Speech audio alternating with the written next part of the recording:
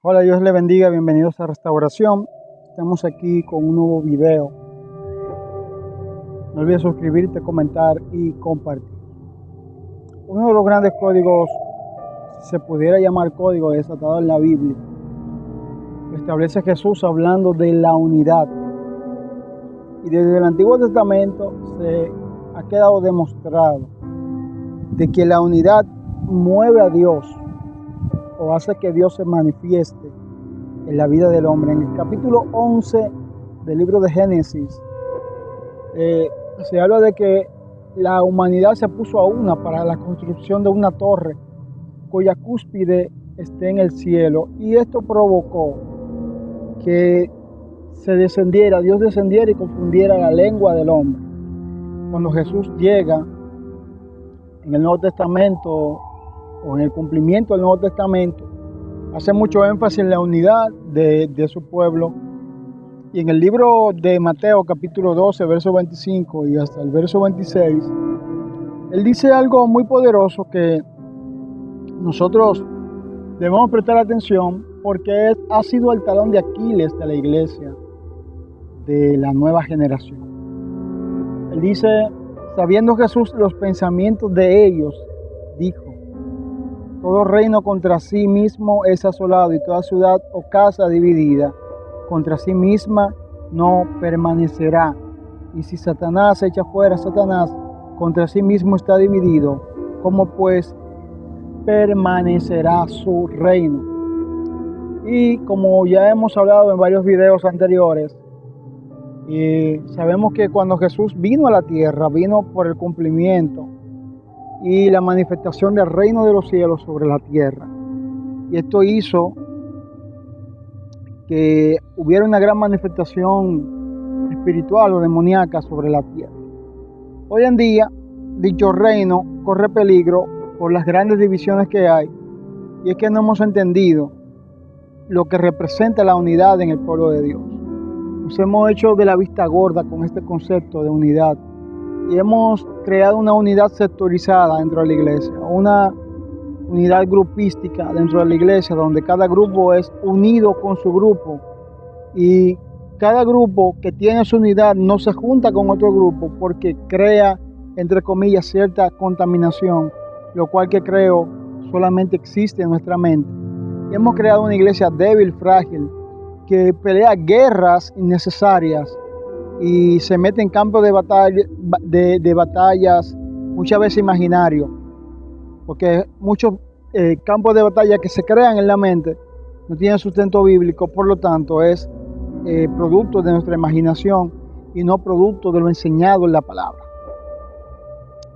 Cuando Jesús dice que si dos de ustedes se ponen de acuerdo para cualquier cosa que pidan sobre la tierra, que será hecho por vuestro Padre que está en los cielos, está hablando de unidad.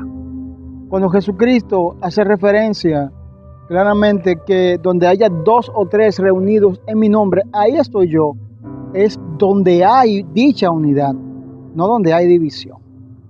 Y la iglesia está ajena a esto, y el enemigo ha tomado ese terreno para hacer de las suyas. Él, sabiendo que si su reino es dividido, no prospera, cuanto más él sabe que si el reino de los cielos es dividido, nosotros somos los que perdemos.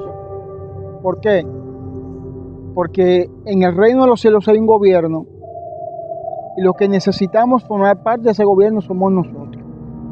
Ahora bien, si entendemos lo que la Escritura quiere hablar o nos enseña mediante la unidad, y no entendemos el concepto de unidad, vamos a ver lo que pasa en los pueblos. Cuando los pueblos quieren cambiar a un presidente, la mayoría se pone de acuerdo, y esa mayoría que se pone de acuerdo triunfa. Cuando hay un grupo que está sectorizado y está dividido en cuanto a su idealismo o pensamiento, pero cuando hay una gran mayoría unida en un mismo pensamiento y razonamiento, esto provoca que dicho cambio se efectúe. Y si nosotros como iglesia provocamos a una unidad, ¿qué sucedería?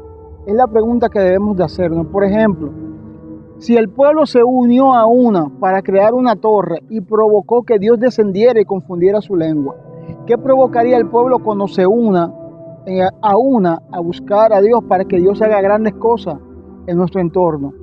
Si el pueblo provocó a Dios para crear una torre, al crear una torre, hizo que Dios confundiera su lengua, ¿qué provocaría el pueblo si nos unimos a una para que los males espirituales que nos aquejan, las divisiones, los errores doctrinales, se desvanezcan?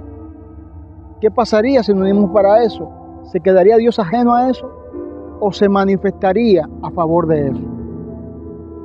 Hay muchos líderes que en vez de fomentar la unidad de una manera descarada y declarada, fomentan una división por conceptos e idealización de cosas que no son conformes a las escrituras, son conformes al pensamiento y razonamiento humano. Y muchos dicen amén y apoyan este tipo de doctrina, de pensamiento y de división que no es de Dios, es diabólica. Dios no fomenta la división. Si tú tienes la razón, al unirte tú conmigo o yo contigo, eso provocaría que tu razón me convenza a mí, no me aleje de ti. Y lo que la iglesia no ha entendido, que toda división distrae el trabajo de Dios. Cuando el Espíritu Santo descendió y bautizó a todos los que estaban ahí, el pueblo estaba unánime. Y la Biblia dice que se convertían, o Dios permitía que se convirtieran los que iban a ser salvos. ¿Por qué? Porque el pueblo tenía un mismo sentir y tenía en común todas las cosas. Jesucristo viene a buscar una iglesia, un pueblo, y no un pueblo dividido, sino un pueblo uno, unánime. Y una de las oraciones que hizo Jesús, que le preocupaba, se encuentra en Juan capítulo 17. Y dice que él oraba por la unidad de su pueblo, que sean uno como tú y yo somos uno, le decía el Padre. Y a Jesucristo le preocupaba la división que pudiera haber en el pueblo. ¿Estaba hablando de la división de los discípulos o estaba hablando de la división que tenemos hoy nosotros? Porque él dijo, no solamente te pido por estos que están aquí, sino por los que van a venir por causa del mensaje que estos llevarán. La realidad que estamos viviendo no es la realidad que Cristo pidió. Estamos viviendo una división terrible y esto solamente le garantiza la ventaja al reino de las tinieblas, no al reino de los cielos. Entonces, si tú quieres un código, si quieres que se te desate una ciencia poderosa, es la ciencia de la unidad. La unidad rompe cadenas, la unidad trae salvación. La unidad trae vida eterna. La unidad es la que provoca que Dios descienda y haga el trabajo en el hombre. Donde la iglesia se une a una a la adoración, desciende el Señor. Pero cuando la iglesia cada quien está dividido, no hay manifestación ninguna del Espíritu Santo. Si la iglesia se uniera todos los días para la adoración, todos los días hubiera una manifestación del Espíritu Santo dentro de la congregación. Si la iglesia se uniera a una para la predicación y hacer el trabajo socioespiritual que debe de hacer, todos los días se convirtiera alguien al evangelio. Pero no estamos en eso, estamos en chisme, en contienda, en ganar adeptos conforme a nuestras enseñanzas y experiencias, más allá de lo que Cristo pide y Cristo manda. Ningún reino dividido puede prevalecer. Ninguna casa o ciudad dividida permanecerá. Si nosotros estamos divididos y hay una manifestación, difícilmente sea la manifestación de Dios.